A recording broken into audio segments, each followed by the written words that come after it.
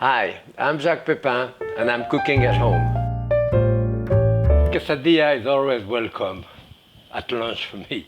And I like to use those very large tortilla. Those are like 10 inch wide, and I put like a quarter of a cup here of hot salsa, and on top like half of it.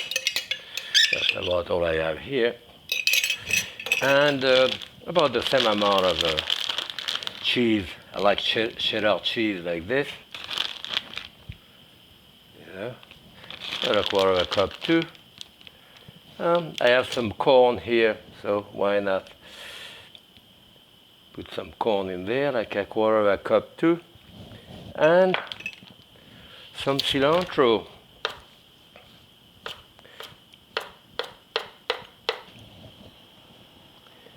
Here. Of course, you can fill it up with hundreds of different things, so whatever is in your refrigerator and all that. A couple of tablespoons of oil here. And here I would want to use a peanut type of oil, Fold it there in half. And that's it.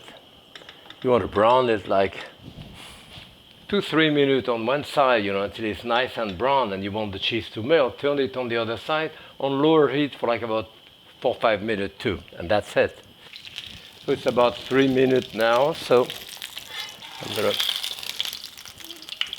flip this over, as you can see. Nice and crusty. I'm gonna lower the heat here because I want the cheese to melt in the center and all that. So about 3-4 minutes. Beautiful. Cut into wedge. That's it. Lunch. Okay. As you can see, this is it now. Nicely, beautifully brown.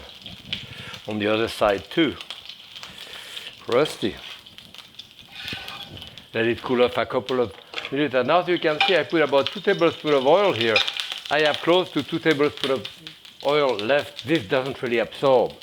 Not like bread. So here, it cool off a little bit, cut it maybe into 4 wedges, like this. Ooh. It'll be nice lunch.